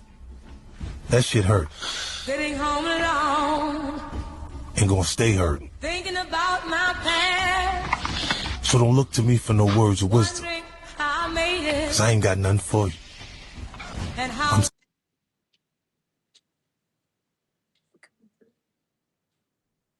It's delayed, but it's there. It's about a 10-second delay. 10. So it's over. So I'm glad we're able to play that in its entirety. It showed who Austin really was and who he spent time with. But I want you to look at that quote. I want you to read it with me. A lie is temporary, but the truth lasts forever. And we're going to get to the truth. I want to say that one more time so it's loud and clear for everybody to hear and understand. A lie is temporary, but the truth lasts forever. You know where I found this quote? I know the person who's looking at me right now does. I appreciate it, Mr. Drew Anthony, off your Facebook page. How poetic justice is served. You just do a big softball and knock it out of the park. Thank you for making it so easy for me. So you can live with your lie if you want to, but my truth is forever. Just like the fact your son is a convict and a killer. Forever.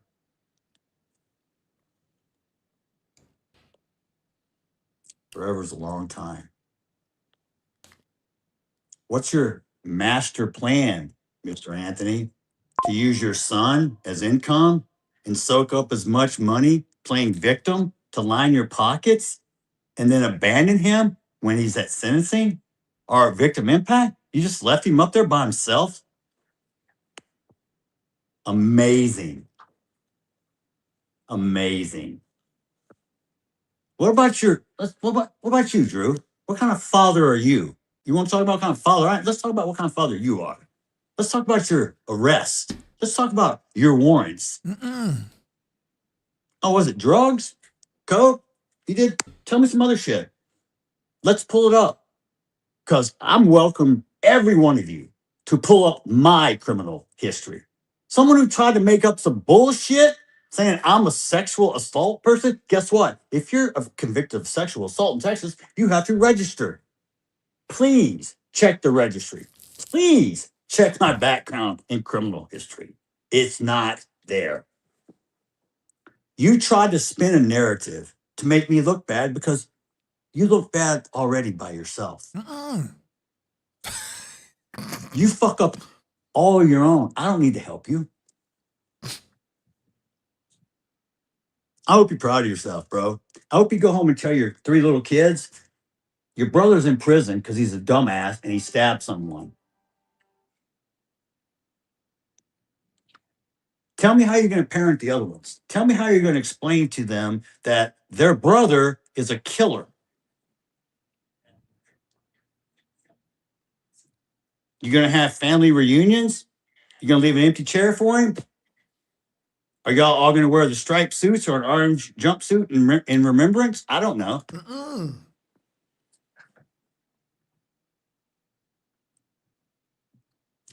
Your name will be forgotten in a matter of weeks or months or a year. But Austin's name, that lives on forever. It's a legacy. You know what they put in the yearbook? The cover of the yearbook said, "More than just." And you open it up, and the very first page is Hunter Metcalf carrying his brother's jersey of the first home game, running out of the tunnel. And he didn't even play that game. Probably one of the most emotional moments I've ever seen watching him play football, because it was the first paid time for that he was not on the field with his brother. He paid for them. I can't imagine the mental fortitude that young man has, because there is no way I could have done or played a down, much less a season. The amount of pressure he probably felt, because he slid over to take Austin's position. They played together, inside, outside. Now Hunter takes over, he's inside. He leads the team. He wins. He has the most tackles in the district and had to miss a game due to concussion. He gets all the honors. He's all district. He's this, he's that. He's team captain. Stop lying. I seen your post. He's Austin 2.0. But he's still Hunter Metcalf, not Austin's brother. He will make a name for himself, just like Austin did. Damn, so basically you're saying Austin was a better son. When they come running on that field, him holding that jersey, and all eyes are on him. The whole world is watching. Made every news channel. You think we like the spotlight? You think I want to be here? Yes. I'm forced into this position. I didn't sign up. I didn't ask for my son to get murdered. But I have to deal with it in a constructive, positive way, because I still have to be a role model for Hunter. I still have someone who depends and counts on me. I can't let him down. It's the same way I feel about God. I don't want to let him down. But will I fail? Yes, sometimes I do. We all do. But do the best job you can, man. Be present for your kids. You can't get back time. Time is something. Can you make time? Can you spend time? Is there enough time? Is there a lot of time? Time is something that's very intangible. But one thing about time is it doesn't stop. Even though I felt like it stopped April 2nd, 2025.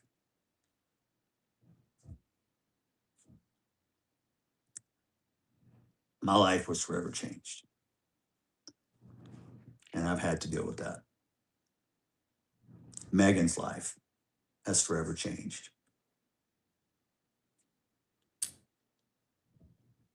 It pains me to see the pain in her eyes. Then why weren't you next to her in that little interview inside the courtroom? She can't stand you, buddy. And it really pains me to see Hunter go through what he has to do and be as strong as he is. It's unbelievable.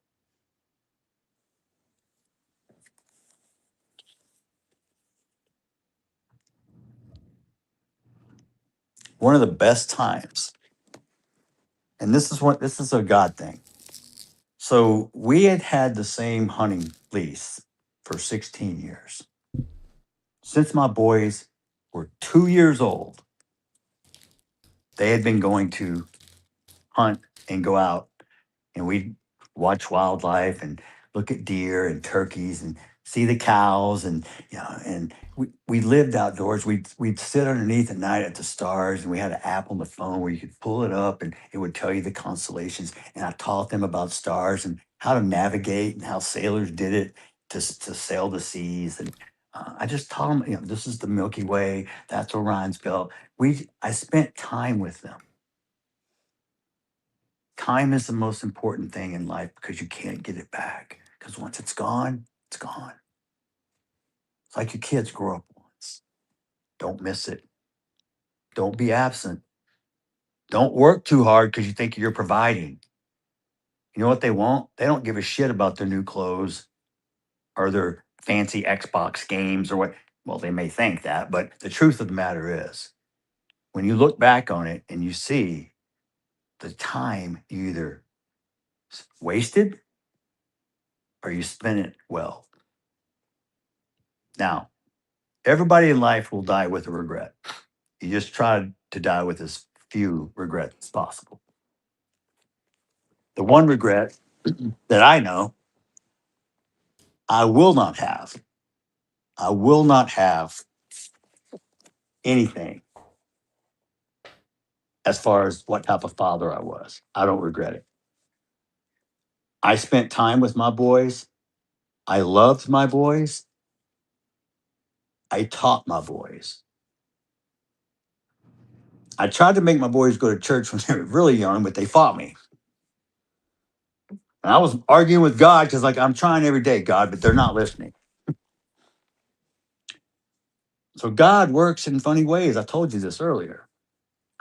All of a sudden, when the kids in school and his friends were going to church on Wednesday night, all of a sudden it became cool. Cool. If I can't do it, God says, hold my beer. I got this. Watch this. And he arranges it so God is introduced to their life through their friends. I recently saw one of the counselors who led the small group with Austin and Hunter, and he told me about the time he needed someone to step up and lead. And guess who was the first one to raise his hand? Austin always wanted to be first.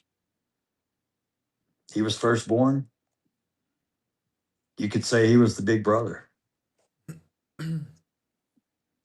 He always had Hunter's back. Hunter always had his too.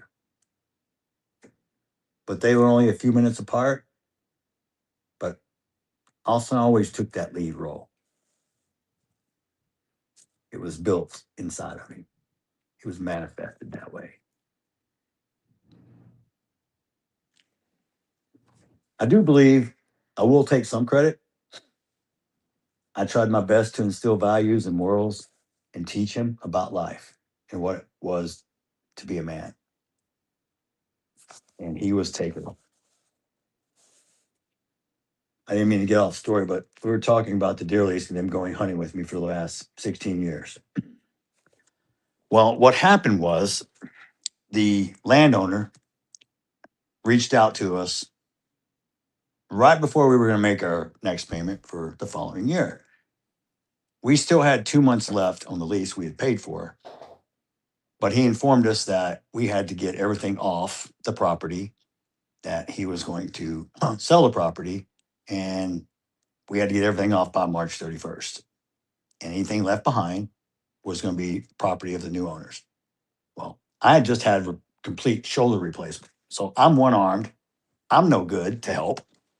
So I have to rely on my friends and my family to go down there and get as much stuff as we can. Because we have 16 years worth of stuff. And I'm talking blinds, feeders, four-wheelers, smokers, you name it. We could live out there. If there was an apocalypse, that's where I'd go. So we go this very last weekend. We all know it's a goodbye. The irony of it is unreal.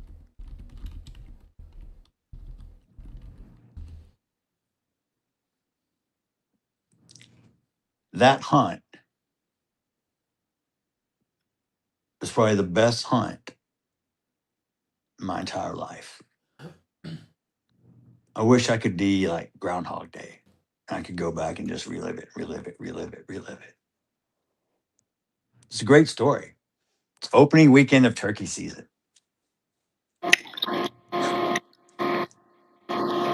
We go out the first day. And I'm calling. We got gobbles, but they're all henned up and they're not coming. So I tell the boys, hey, we're going to have to get out of the pop-up. We're going to have to like go chase birds and see if we can call them in. So we get out and we start walking. And Austin told me the night before, he said, Dad, I'd really like to shoot a pig because I've never shot a pig. I really want a pig. And even though I haven't shot a turkey, I really would like to shoot a pig. I said, well, they're mostly nocturnal, but I brought the ARs with the thermals. We'll hog hunt at night. Okay. So we get up out of the pop-up and we start working our way down the creek. And we come up upon a field. And about 300 yards across the field, there are 6 hogs that walk out. Austin turns to me and says, Dad, can we shoot them? I said, well, all we have is shotguns. And no. What do we do? I said, well, there's only one alternative here that's left. You're going to have to run all the way back to the cabin and then grab the rifle and run all the way back. Okay. Now, don't me wrong. Austin's 6 foot, 215, doing track drills to increase his speed and was running a 4.7. Get out of here. That was a big ass bitch. He ain't run no 4.7. I don't know how, but the cabin is over a half mile. He lied. This boy shows back up in 15 minutes. And I'm like, what? And he's breathing hard and he's sweating. I was like, just take a breath. And I said, okay, here's what we're going to do. These hogs can't see very well, but they can smell. We're going to stay downwind and we're going to move down this fence line. And I bet you they're going to come across this field and they're going to go to this creek. And that's where we're going to intercept them. Okay. So we start moving. They start moving. We get within 200. Dad, can I shoot one? No, not yet. We get within 100. Dad, they're close. Can I shoot one? No. Follow me. Be quiet. It's about patience. Don't rush. We get 45 yards away. I said, come here. Put your gun on this fence post. Look at me. Take a deep breath. Take your time. Slowly pull the trigger. So we step back, me and his brother, and we're watching. There's 6.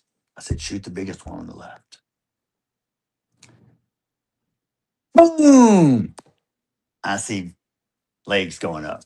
Yeah, this is live. Me and Hunter are yelling at him, reload, reload, because there's 5 more running around. And he's like, I got him, I got him. I'm like, reload. So he's trying to chamber a shell.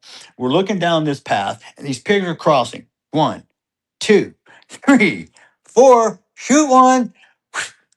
5 goes across, then he shoots. And I'm like, he goes, I think I missed that one. Yeah, it's okay. Let's go see what you got. We got down there and we gave each other the biggest hug. And he was so proud.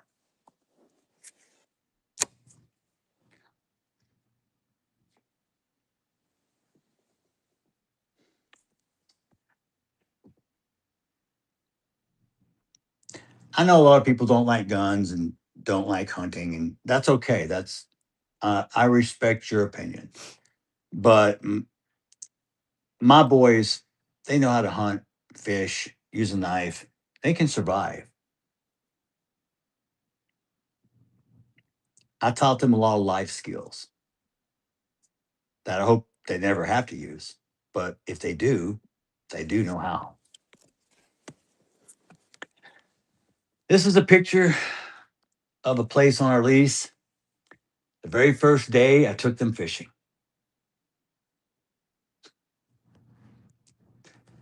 I had this same exact picture made into a necklace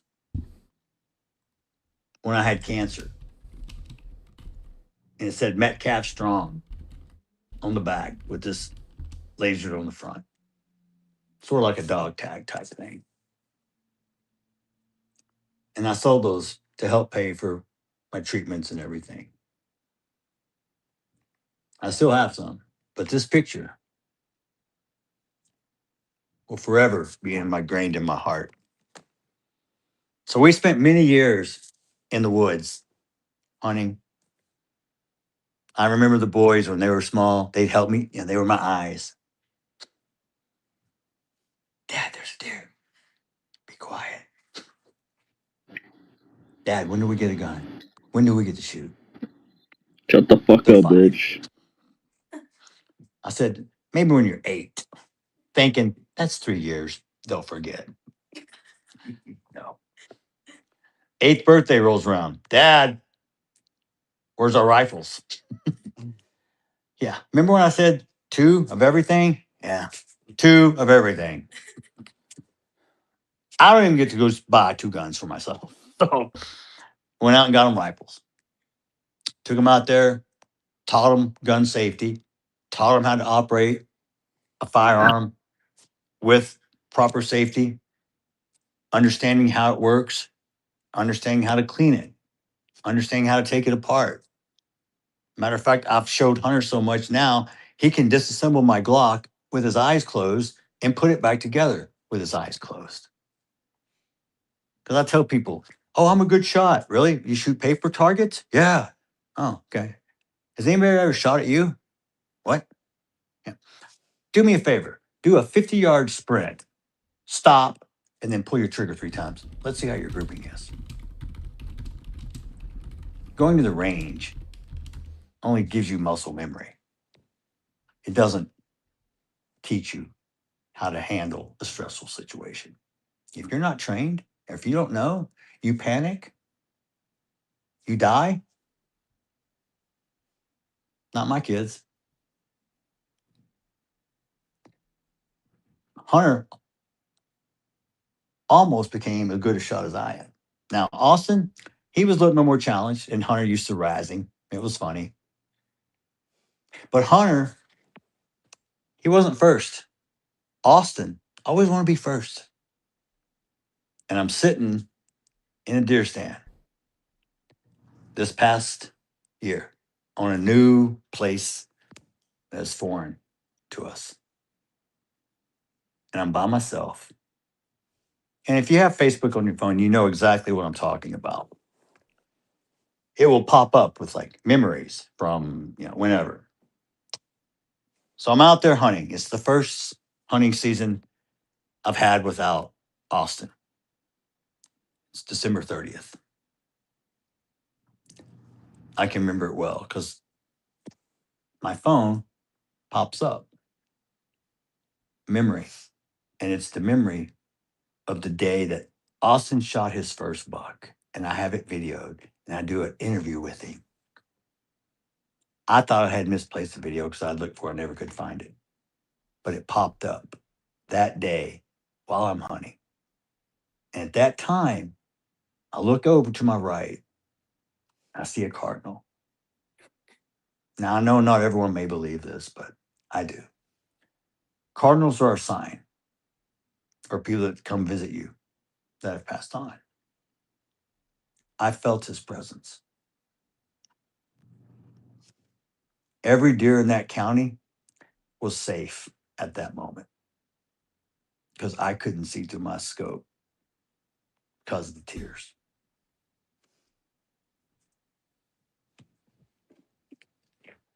This is me and him. What happened, bro? Did Austin MetCalf One die? second. I One still second. have that Go on in mute. my office on the wall Man, with don't tell her to do, empty bitch. casing, Yeah. Bye, bitch. written the date. Oh, mama. He was so proud of himself, but I was more proud.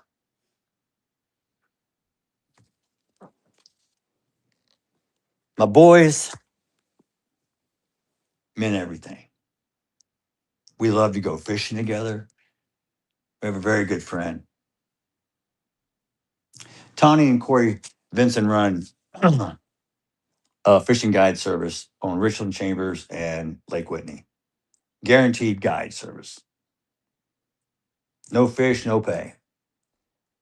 You talk about salt of the earth people. They're true friends. Tawny, she lived 3 streets up from where I grew up. We all knew each other. When I talk about time and relationships, this is what I talk about. When this happened, Tawny and Corey reached out and said, hey, we have cabins here. We want you to come stay. We know Hunter didn't get a turkey that day. We've got a hunt with a guide set up for you. I didn't ask for anything. These people just did it. What kind of people do you think they are? What kind of parents do you think they are? What kind of grandparents do you think they are? I can tell you. One's I hope that I can be just like them.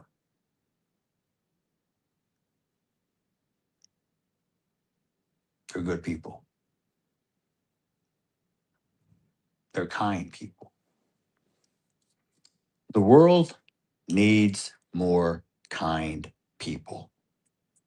If you can't find one, be one. Thank you for that. Thank you for inviting me, You Mon. never know what a person's going through. For sure. Doesn't cost you 1 cent to smile.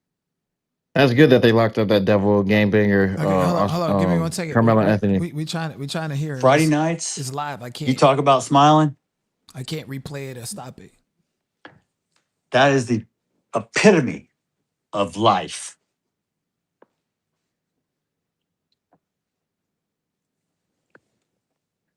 That's my son who just made the game-winning interception, coming off the field to celebrate.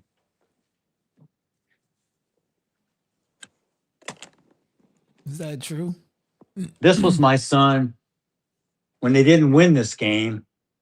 He came to me and said, Dad, I tried my hardest. He was in tears. His passion was unbelievable.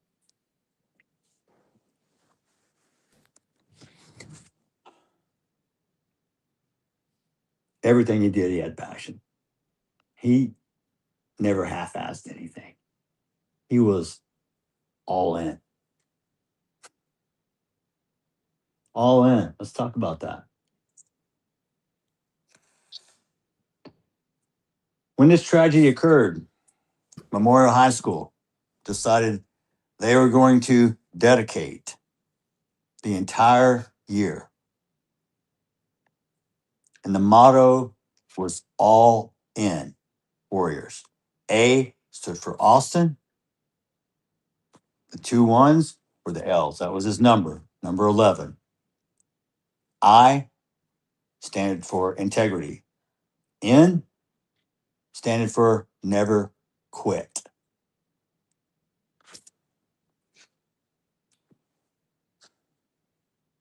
July 31st are my son's birthdays. July 31st, we had football parent player banquet and it to start the season to get us off. I had just come from the cemetery of spending 2 hours standing over Austin's grave,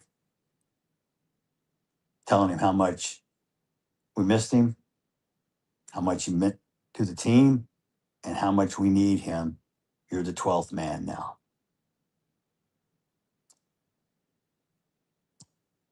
So I show up at the auditorium thinking it's going to be just like any other parent football conference we've been to the previous 3 years. Boy, was I surprised I was wrong. When they busted out this all-in motto and told what they stood for, and they had multiple friends of Austin come up and talk about who he was and what it meant. The last person to speak was Hunter. He explained what the N stood for. Never quit.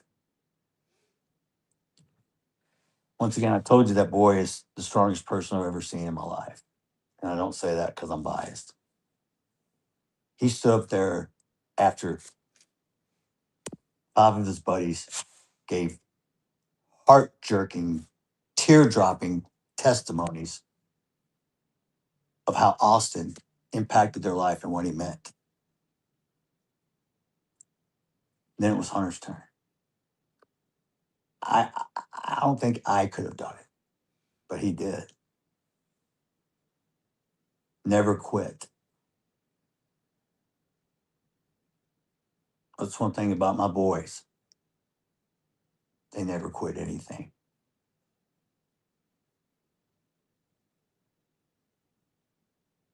I may not have been the perfect father, but I was a damn good one.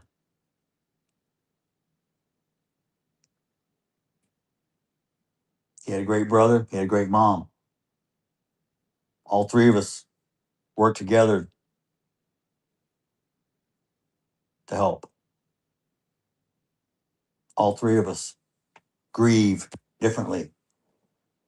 All 3 of us feel the loss differently. There is no playbook to grief. There's no instructions. There is no time limit. Oh, you'll get over it. Oh, in time, you'll feel better. Anyone who says that, I'm going to slap the shit out of you and go, did that hurt? No, it didn't. Don't tell me what you don't know.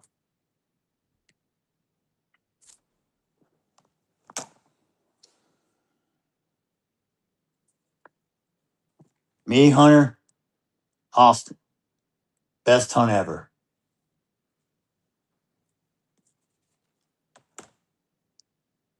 We went to eat our favorite barbecue place. We'd stop. It's on 281. It was called Natty Flats. It has the world's biggest cedar rocking chair in the world made, sitting out front, probably 40, 50 feet.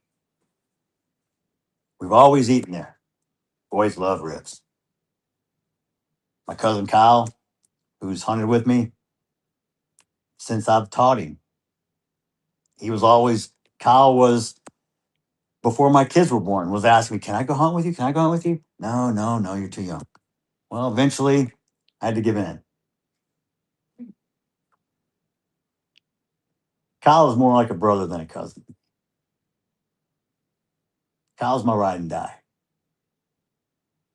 If I need something, I can pick up the phone. He'll be here. He need to go I to need bed at this I need point. $10,000. He'll send it to me. Don't even ask why. If I say I need you here, he gets in the truck and drives.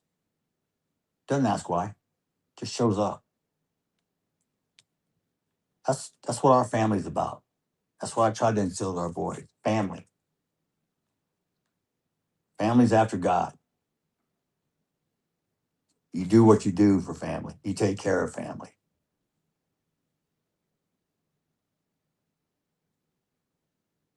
I don't know why God decided to take a part of my family.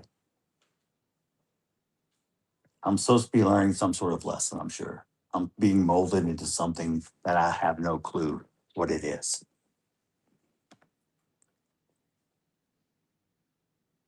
I'm still waiting to see the finished product. Because I have no clue. I should have been dead multiple times. Still here.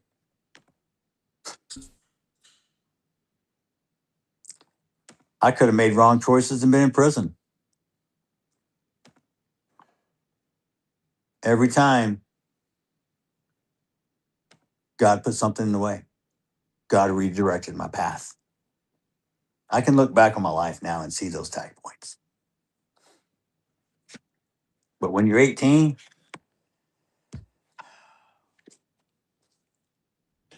you think you have all the answers. I see so much of me in Hunter.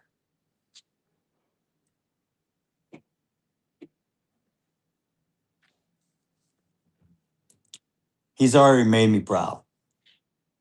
It's only going to continue. But I can't imagine, or nor do I even want to try to imagine, if I had a twin brother who was stabbed to death in my arms as I pray and put my hands on the hole to keep the blood from coming out. That's not what the video showed. And he tells me, Dad,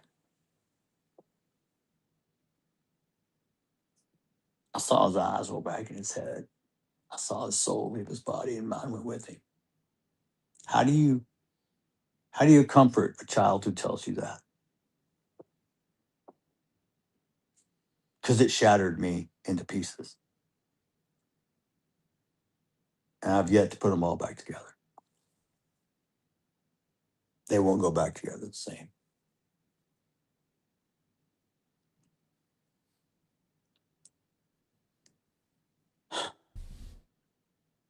Three days before he was killed, he posted this on his X. Faith that God got me and my work will pay off. 3 days. He's gone. Greatest hunt ever. Gone.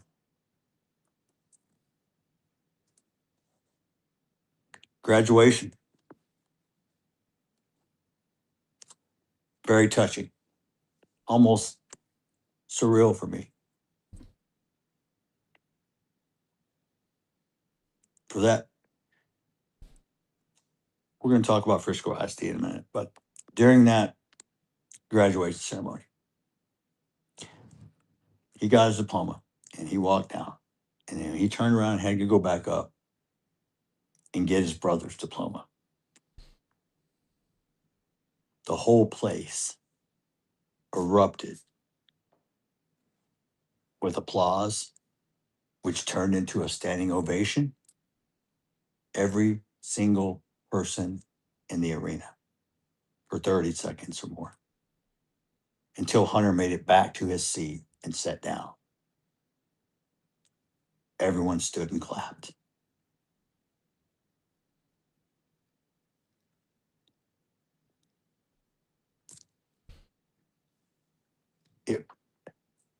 I can't even explain how I felt.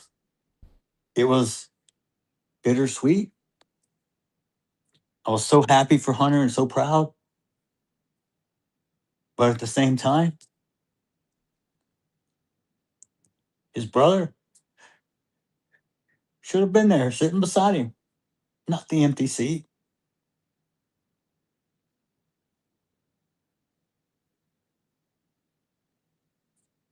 Life isn't fair.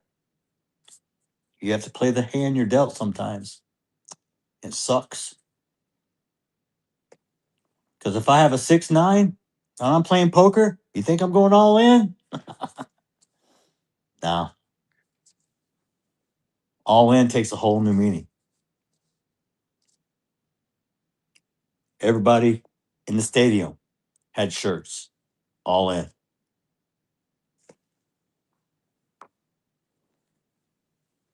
I know many people will know this, some may don't. You know what this means? No, it's not a gang sign. If you have any person has maybe a hearing impairment, this is sign language. This is I love you. Anytime you see my boys in their pictures and they're together and they're doing this, it's not a gang sign. I taught them. This is what it means. I love you. So when you're on the field and you see me, just do that. You don't have to say nothing to me. Just acknowledge. Because I was saying, no one knew. I didn't have to tell anyone. I'm not looking for kudos. I'm not looking for recognition. I don't even want the damn spotlight on me.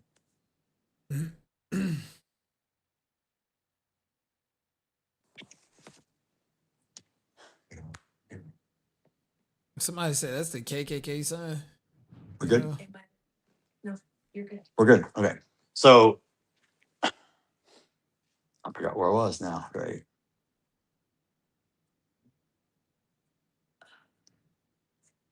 Hey, Well, we'll Mon. just Hey, move on to the Donut. next topic. This is what happens when you Hey, what's get up? brain fog. Talking about I love you. I remember. This past season, the team had something to play for, a motto. And there's a young man. I'm not going to use his last name, but his name's Carson. Very good friend of Austin and Hunter's. Mine too. Probably one of the most respectful, well-mannered kids I've ever met in my life. His parents did an outstanding job. Kudos, Abby, to all your boys. Carson never played football. Played soccer. Our kicker transferred to Anna. So what's Hunter and Austin do? They tell hey, Carson, you need to come kick for us. Knowing Austin and Hunter, especially Austin, he got him to come kick.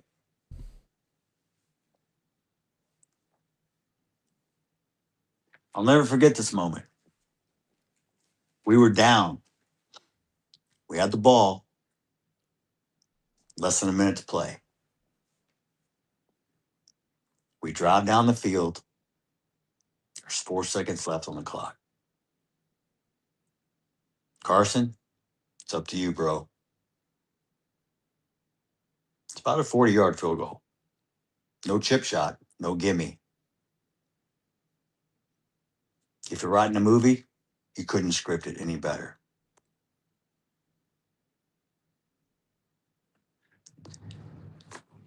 I've got my fingers crossed. I'm praying to God. Please let us get this victory. Ball snapped. Carson kicks it. I don't breathe. It goes through for the win. The eruption, the sheer emotion showed by them, every person on that field and in the stands. We all knew who else was watching.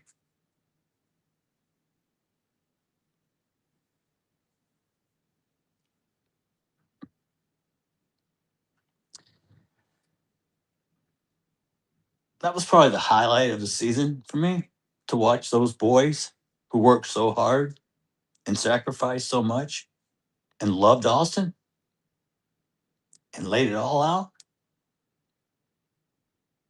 Because we all dream about that moment if you play sports. You play basketball, the winning shot for the championship, 3, 2, 1, yeah. Kicking the winning field goal as time runs out. Team wins. As kids, we always do that, playing around, on the park. 3, 2, 1, and the crowd goes wild. Yeah, this was reality. This was real. This was happening in front of me. And I felt Austin's presence there watching as he smiled above us. He always called me Pops. It was cute because he had this little smirk. He'd be like, "It's okay, Pops. I got this, Pops." The night after he was killed, I had a dream.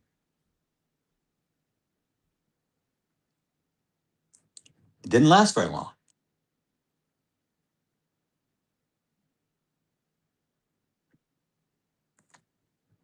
I see Austin. And he's wearing his camo that we were hunting in. And he walks up to me and says, "Pops, I'm okay." And I wake up. And I just bawl for hours. But he came to me and told me, "I'm okay." And I said, "I'm not."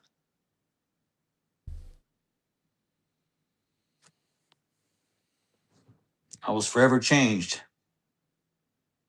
by that day. not only me, but everybody in my family, everybody who knew him.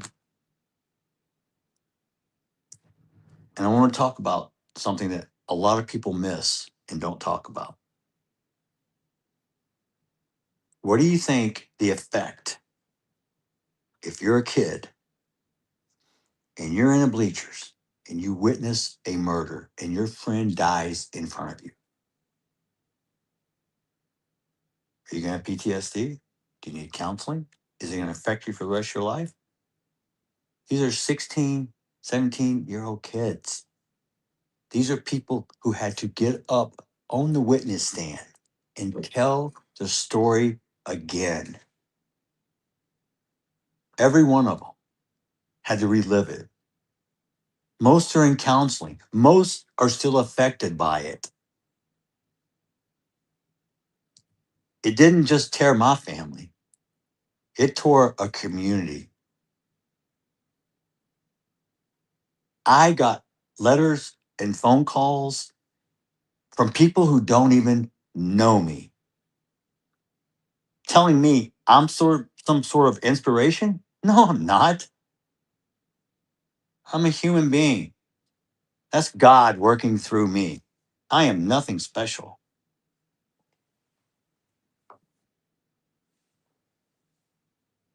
He's a. I'm. I don't know how much longer this I can take because I'm getting sleepy.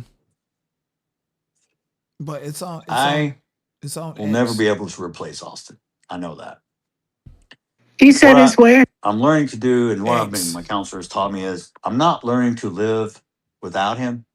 I'll drop the link in the chat. I'm learning to live for him. And she said it's healthy for me to always speak about Austin. Some people think it's uncomfortable for me. It's actually not. I actually enjoy talking about Austin. It brings happy memories back to me. I don't look at the sad. I feel like he feels a little guilty. Him as the kid who got stabbed. I remember him as the kid who looks over and says, "Dad, I think it's a buck. Can I shoot it?"